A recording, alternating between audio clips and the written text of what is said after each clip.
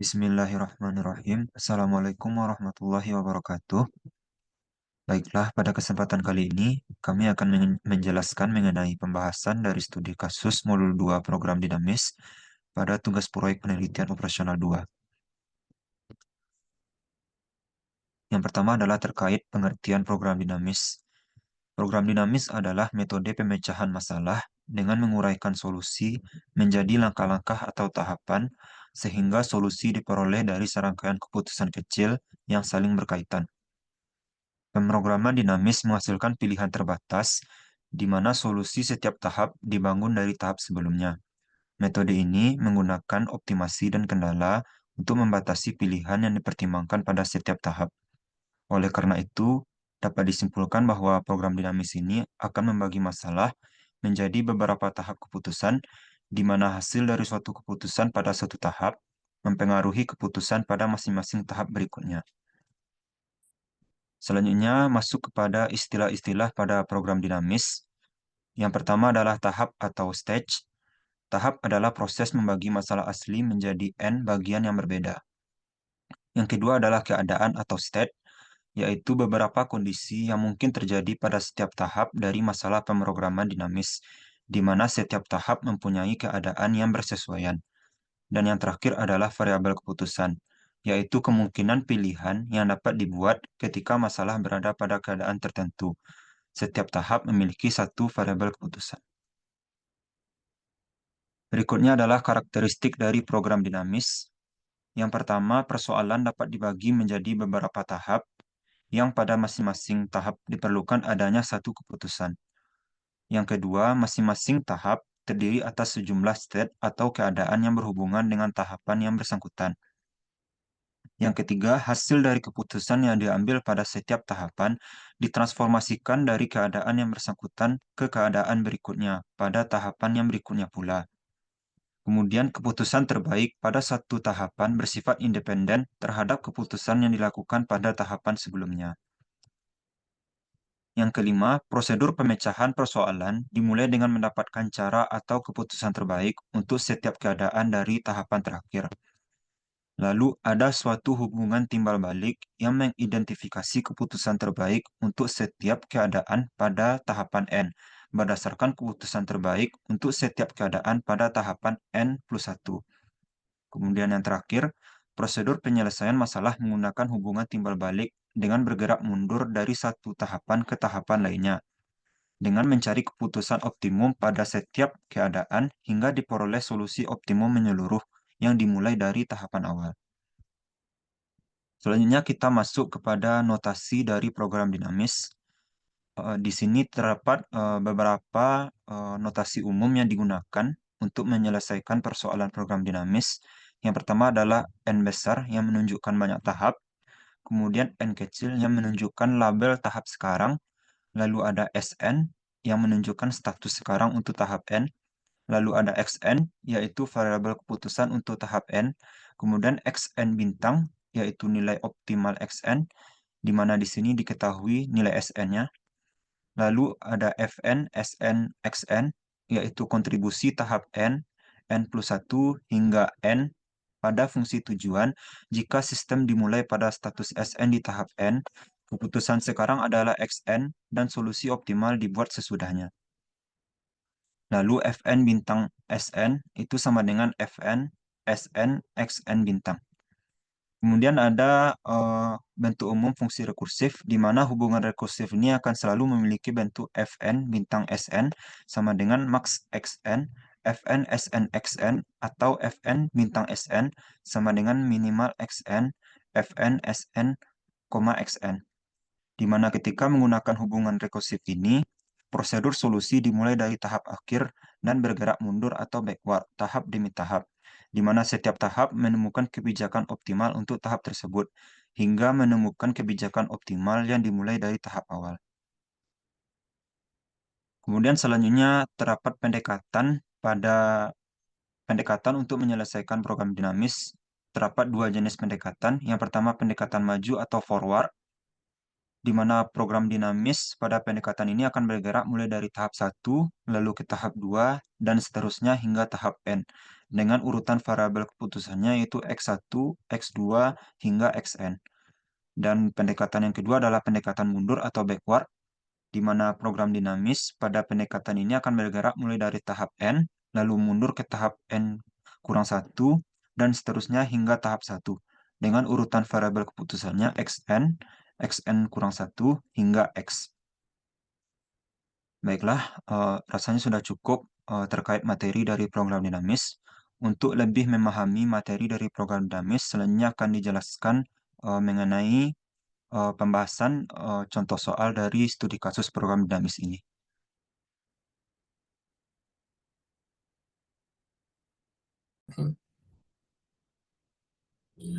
Seorang mahasiswa dari kota A ingin berangkat menuju kota I untuk tujuan tertentu. Ada beberapa jalur yang bisa ia lewati untuk dapat sampai ke tujuannya. Seperti terlihat pada gambar di bawah, di mana angka pada gambar menyatakan jarak dalam satuan kilometer. Bantulah mahasiswa tersebut menentukan rute terpendek yang bisa ia tempuh gunakan pendekatan program dinamis. Soalan ini terlebih dahulu akan kita tentukan stage-nya, state, variabel keputusan, fungsi tujuan, dan juga fungsi rekursifnya. Banyak stage itu dapat kita tentukan dengan melihat node-node yang terhubung. Di sini kita punya 4 stage, di mana itu ada stage 1, stage 2, stage 3, dan stage 4. Sedangkan state itu menyatakan posisi saat kita berada di stage Kn. Dan variabel keputusan itu menunjukkan lokasi tujuan pada saat berada pada stage Kn. Misalnya kita berada pada stage 4, maka state-nya itu atau posisi kita itu ada pada G dan H, dan akan menuju ke I, di mana I ini menunjukkan variabel keputusan, itu lokasi tujuan saat kita berada pada stage 4. Untuk fungsi tujuan, karena kita diminta untuk menentukan rute terpendek, maka fungsi tujuan kita adalah min fn sn xn sama dengan d sn xn ditambah fn plus 1 bintang xn, di mana kita mendefinisikan d itu sebagai jarak antar node, dan fn plus 1 bintang xn itu adalah fungsi rekursifnya. Persoalan ini akan kita selesaikan dengan menggunakan metode backward. Maka kita akan mulai dari belakang atau bergerak mundur. Karena di sini kita punya 4 stage, maka kita akan mulai dari stage 4. S4 atau state 4 menyatakan posisi kita saat berada di stage 4. Itu kita berada pada G dan atau H. G atau H dan akan menuju ke I. Maka S4-nya itu adalah G atau H dan X4-nya itu adalah I. Karena pada perumusan yang tadi telah kita tentukan ada F5 bintang X5 yang menyatakan jarak optimum pada tahap berikutnya, itu pada stage 5, sedangkan kita hanya punya 4 stage. Maka F5 bintang X5-nya itu sama dengan 0. Dan ini adalah jarak dari masing-masing node-nya saja. Hanya ini adalah dari jarak dari G ke I, itu 2, jarak dari H ke I, itu 3. Dapat terlihat ya. G ke I 2, H ke I 3. F4 bintang S4 itu menyatakan jarak optimum atau dalam persoalan ini adalah jarak minimum untuk setiap alternatifnya. Kalau kita berasal dari G ke I 2, karena ini satu saja maka sama 2 dan 3, dan X4 bintangnya itu adalah keputusan yang bisa kita ambil. Itu I, sama-sama menuju ke node I. Lanjut ke stage 3. S3 atau posisi kita saat berada di stage 3. Posisi saat stage 3 itu ada pada E atau F dan menuju ke G atau H. Maka S3-nya itu adalah E atau F dan X3-nya itu adalah G atau H. Di sini untuk perumusan yang tadi ditentukan, perlu diingat ya, jadi D S3 X3 itu adalah jarak dari tujuan kita, dari posisi kita ke tujuan, ditambahkan dengan jarak optimum pada tahap berikutnya. Dalam hal ini adalah F4 bintang X4, yaitu pada stage 4. Misalnya di sini, berarti di sini adalah jarak antara E ke G, jarak antara E ke G ditambahkan dengan jarak optimum pada tahap berikutnya, yaitu 2. Kita dapat lihat pada baris G, karena kita ke G tujuannya. Jadi 3 ditambah 2 sama dengan 5. Begitupun untuk E ke H. Untuk E ke H, jarak antara E ke H itu 6, E ke H 6, ditambahkan dengan jarak optimum pada tahap berikutnya, yaitu 3. 6 tambah 3 sama dengan 9. Begitupun untuk F ke G dan F ke H. Dan F3 bintang S3 ini menyatakan jarak minimum dari alternatif yang ada. Misalkan di sini dari E ke G dan dari E ke H. Mana yang paling minimum dari E ke G atau dari E ke H? Yaitu 5. Dapat lihat 5 dan 9 itu minimumnya adalah 5. Dan keputusannya itu adalah G. Karena ini yang paling minimum, G. Begitupun untuk F ke G dan F ke H. Karena nilainya sama, jadi kita dapat ambil keputusan dapat ke G atau ke H. Lanjut ke stage 2. S2 atau posisi kita saat berada di stage 2 itu ada pada B, C, atau D dan hendak menuju ke E atau F. Maka S2-nya itu adalah B, C, atau D, dan X2-nya itu adalah E atau F. Ini sama seperti yang tadi, berarti ini adalah jarak antara B ke E, jarak antara B ke E, 3, tambahkan dengan jarak optimum pada tahap berikutnya. Di sini dapat kita lihat pada baris ke E, karena ini adalah B ke E. Jadi 3 ditambah 5 sama dengan 8. Begitu seterusnya untuk B ke F, C ke E, C ke F, C ke F, D ke E, dan D ke F. Untuk ini kenapa ini kita tulis strip? Karena tidak ada panah yang menuju ke E. Jadi ini dapat kita abaikan. Sama seperti yang tadi, F2 bintang S2 itu merupakan jarak optimumnya atau jarak minimumnya dalam persoalan ini. Di sini jarak minimumnya 8, yaitu menuju ke E. Di sini jarak minimumnya 10, yaitu menuju ke E. Di sini 12, menuju ke F. Kemudian masuk ke stage terakhir, stage pertama. Pada stage pertama, kita berasal dari A dan menuju ke B, C, atau D. Maka S1-nya A dan S1-nya itu adalah B, C, atau D. Ini sama seperti yang tadi. Berarti ini adalah jarak antara A ke B ditambahkan dengan jarak optimum pada tahap berikutnya, pada tahap stage 2. Itu 8, 6 tambah 8 sama dengan 14. Itu seterusnya untuk A ke C dan A ke D. Kemudian F1 bintang S1-nya adalah 13, yang merupakan jarak yang paling minimumnya.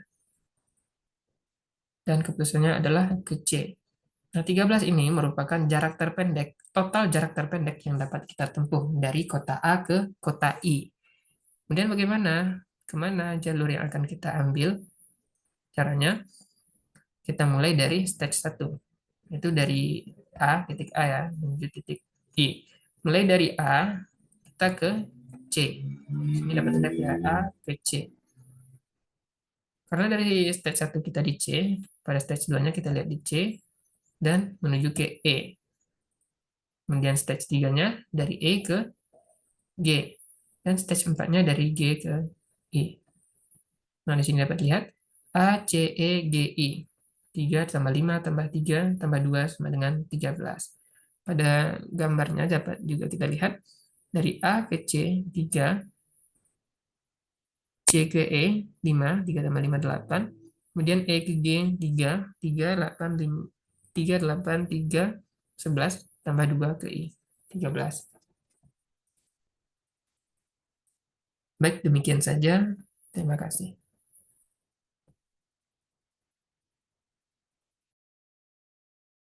Baik, selanjutnya kita masuk ke dalam contoh soal programa dinamis, di mana terdapat sebuah perusahaan ABC yang merupakan supplier bahan baku baja, berusaha menyalurkan bahan baku baja sebagai pembuatan properti rumah tangga. perusahaan tersebut memiliki jaringan distribusi untuk memasok 50 ton bahan baku baja tersebut kepada 4 pabrik properti untuk memenuhi kebutuhan pabrik, di mana lot pengiriman ini diketahui dalam satuan 10 ton. Pada tabel berikut, diberikan keuntungan dalam satuan ratusan dolar dari masing-masing pabrik, di mana pada tabel-tabel berikut menggambarkan total keuntungan pada masing-masing alokasi jika dialokasikan pada masing-masing pabriknya. Nah, tugas kita di sini adalah menentukan alokasi jumlah bahan baku baja yang didistribusikan oleh perusahaan untuk memaksimalkan keuntungan pada perusahaan ABC. Nah, pada permasalahan ini kita akan menyelesaikan permasalahan alokasi dari produksi sebuah perusahaan, di mana kita akan menentukan jumlah besaran dari masing-masing bajanya untuk masing-masing pabriknya. Nah, untuk penyelesaiannya kita harus menyelesaikan permasalahan ini dimulai dengan mengidentifikasi beberapa unsur-unsur yang ada pada pemrograman dinamis. Yang pertama ada stage, yang kedua ada state, dan yang ketiga adalah SN sebagai variabel keputusan. Yang pertama ada stage, di mana yang menjadi tahapan dalam kita menentukan keputusan adalah jumlah pabriknya, di mana kita akan menentukan berapa jumlah kebutuhan bahan baku baja yang dialokasikan pada setiap pabriknya, di mana jumlah pabrik kita di sini terdapat 4 pabrik, yaitu pabrik A hingga pabrik D, di mana kita memiliki stage-nya itu adalah 4, N1, N2, N3, dan N4. Kemudian selanjutnya yaitu state atau status, yaitu sesuatu yang berubah-ubah ataupun nilai yang berubah seiring dengan variabel keputusan yang kita ambil, yaitu di sini adalah jumlah bahan baku baja yang tersedia untuk pabrik N, di mana untuk jumlah bahan baku baja yang tersedia untuk setiap tahapan yang kita ambil itu akan berkurang seiring dengan variabel keputusan yang kita ambil pada masing-masing tahapan atau stage-nya. Di mana kita ketahui pada tahapan pertama atau stage 1 kita akan memiliki jumlah bahan baku baja tentunya masih sejumlah 50 yang sesuai dengan jumlah ketersediaan dari bahan baku baja tersebut. Selanjutnya untuk stage 2 dan hingga stage 4, kita akan memiliki beberapa kemungkinan untuk masing-masing keputusan yang kita ambil. Bisa jadi untuk stage 2 kita hanya memiliki 0, bisa saja untuk stage selanjutnya juga bisa 10, 20, 30, 40, atau bahkan 50 jika pada stage satunya kita tidak mengalokasikan bahan baku baja yang tersedia. Selanjutnya itu SN, yaitu variabel keputusan, di mana kita akan menentukan keputusan pada jumlah bahan baku baja yang dipasok kepada pabrik N pada masing-masing tahapan stage-nya. Kita masuk pada metodenya. Untuk metode yang digunakan untuk penyelesaian masalah ini yaitu dengan menggunakan metode backward atau metode perhitungan mundur. Nah, di sini kita memiliki 4 tahapan, N1, N2, dan N3 dan N4, maka kita mulai dengan perhitungan dari stage 4 atau N4. Di mana untuk selanjutnya itu kita akan menyusun fungsi rekursif dari permasalahan ini, di mana fungsi rekursif merupakan sebuah fungsi yang menghubungkan antara masing-masing tahapan dengan tahapan yang lainnya, yang mana fungsi rekursif ini menjadi ciri khas pada materi programan dinamis. Nah, untuk penyusunan fungsi rekursif, diketahui bahwa F4, S4, dan X4 ini diperoleh dengan nilai pada variabel cost pada matriks pabrik D atau pabrik 4 ditambahkan dengan nilai fungsi F5 bintang S5 dikurangi dengan S5. Kita ketahui bahwa pada tahapan 5 atau stage 5 itu tidak ada, yang artinya kita akan menganggap pada stage 5 itu sebagai dummy ataupun sebagai alat bantu untuk kita menentukan besaran alokasi untuk stage 4.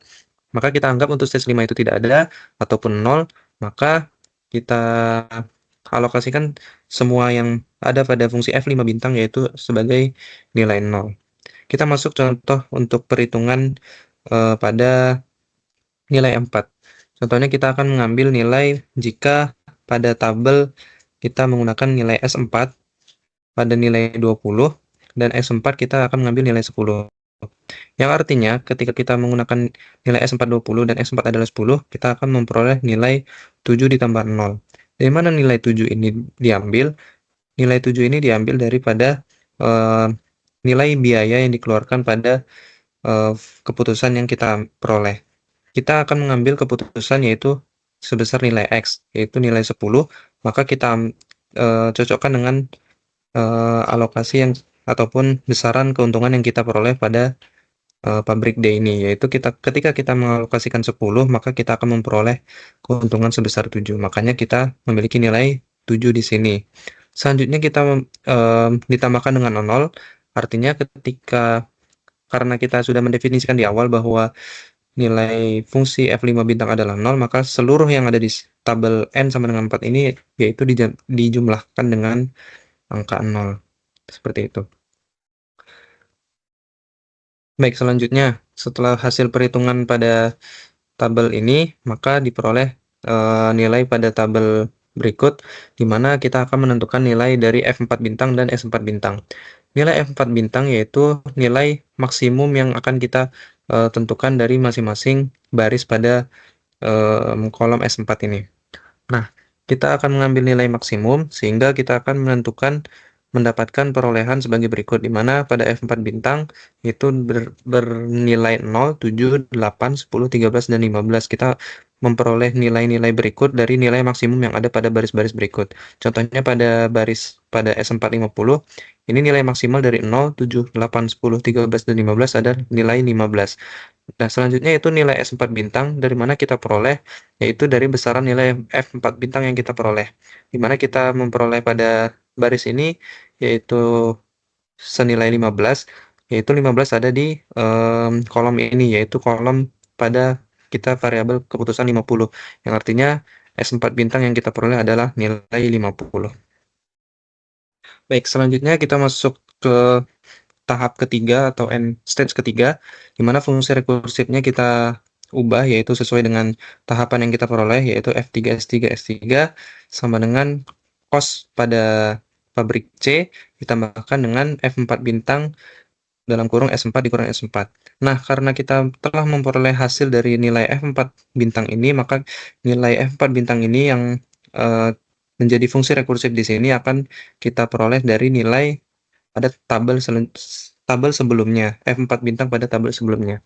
Sebagai contoh, ketika kita mengambil pada tabel S320 dengan S310, maka kita akan memperoleh nilai 6 ditambah 7. Dari mana nilai 6 tambah 7 ini? Nilai 6 itu diperoleh dari nilai kos pada pabrik C, di mana kita ketika mengalokasikan 10 ton baja, maka akan memperoleh keuntungan sebesar 6. Maka kita akan mendapatkan nilai 6 di sini.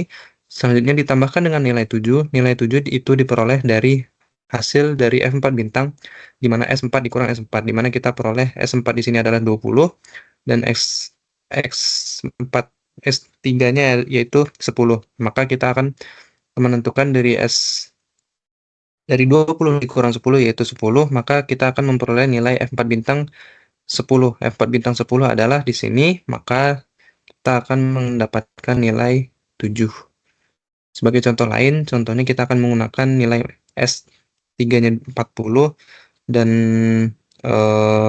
S3-nya 10. Contohnya di sini yaitu 6 tambah 10. Nah, nilai 6 diperoleh dari jumlah alokasi baja 10, maka kita akan memperoleh nilai keuntungan 6, dan 10 ini diperoleh dari 40 dikurang 10 yaitu 30. Nah, 30 ini kita akan memperoleh nilai 10 di sini, maka di sini adalah 6 ditambah 10. Nah, setelah dilakukan perhitungan semuanya, maka diperoleh tabel sebagai berikut. Maka kita akan menentukan juga sesuai dengan cara kita sebelumnya, yaitu dengan menentukan nilai maksimal pada masing-masing kolomnya atau barisnya. Yaitu di sini kita nilai 0, kemudian 7, 13, kemudian 16, 19, dan terakhir 20. Nah, untuk variabel keputusan pada stage 3 ini juga kita tentukan berdasarkan kolom mana yang memiliki nilai maksimum. Dan di sini pada baris ke-50 itu memiliki nilai yang sama, yaitu pada F3 bintang dengan nilai 20, maka kita bisa mengambil keputusan antara pada alokasi 30 ton ataupun 40 ton. Begitu selanjutnya untuk tahap kedua, di mana kita akan menentukan jumlah besaran pada stage kedua dengan langkah-langkah yang sama seperti sebelumnya. Dan kita memperoleh juga untuk hasil pada F2 ini kita memperoleh nilai 0, 7, 13, 19, 22, dan 25. Kemudian lanjut ke stage 1, yaitu pada stage 1 ini kita akan menentukan besaran hanya pada nilai S1 50 karena kita sudah mendefinisikan di awal bahwa untuk ketersediaan yang tersedia ketika kita mengalokasikan eh, ketersediaan bahan baku baja ini pada tahap awal tentunya kita masih memiliki jumlah yang maksimal ataupun yaitu di sini adalah 50, di mana nilai variable cost-nya yaitu contohnya kita mengambil di keputusan untuk 10. Kita akan mengambil pada variable cost untuk 10 yaitu 5 ditambahkan dengan 22 itu diperoleh pada S2 dikurang S2 di mana 50 dikurang 10 yaitu 40, di mana pada varis 40 yaitu bernilai 22. Maka kita akan memperoleh hasil yaitu untuk pada S150 dan S110 yaitu 27 dan kita memperoleh total keuntungan F1 bintang yaitu 27. Nah, nilai dari 27 ini menjadi total keuntungan yang akan kita peroleh berdasarkan hasil dari penyelesaian program dinamis. Baik, kita masuk ke kesimpulannya setelah kita menyelesaikan beberapa iterasi untuk melaksanakan ataupun menyelesaikan permasalahan program dinamis, kita kumpulkan seluruh hasil dari perhitungannya dan didapatkan kesimpulan bahwa penyelesaian masalah perusahaan menggunakan program dinamis adalah dengan total keuntungan yang diperoleh oleh perusahaan, yaitu sebesar 2.700, yaitu sebesar nilai F1 bintang, yaitu memiliki nilai 27, dikalikan dengan 100 karena kita menggunakan satuan ratusan dolar, yaitu kita memperoleh 2.700 dengan rincian alokasi pengiriman baja adalah sebagai berikut. Itu pabrik A 10 ton baja, pabrik B 10 ton baja, pabrik C 20 ton baja, dan pabrik D 10 ton baja. Ini dari mana kita peroleh? Nah, kita memperolehnya yaitu dari berdasarkan hasil pada masing-masing stage-nya. Dari stage 1, kita memperoleh nilai 27 dengan X1 bintang yaitu 10. Maka kita akan mengalokasikan 10 ton baja pada pabrik A ataupun pabrik 1. Kemudian kita masuk ke tahap 2. Karena kita sudah mengalokasikan 10 ton baja di pabrik A, maka yang tersisa yaitu 40 ton baja karena kita sudah mengurangi dari nilai 50 dikurangi dengan 10, maka tersisa 40 ketersediaan bahan baku bajanya, sehingga perolehan untuk variabel keputusan selanjutnya yaitu sebanyak dengan X2 bintang yaitu pada nilai 10. Maka selanjutnya kita juga menentukan ataupun memastikan bahwa pabrik B yaitu mengalokasikan 10 ton baja juga. Masuk ke stage 3 karena kita telah mengalokasikan untuk pabrik A adalah 10 ton baja dan pabrik B adalah 10 ton baja, maka yang tersisa pada pabrik ketiga yaitu 30 ton baja. Sehingga nilai S3 bintang yang diperoleh adalah 20, yang artinya kita akan mengalokasikan 20 ton baja pada pabrik C.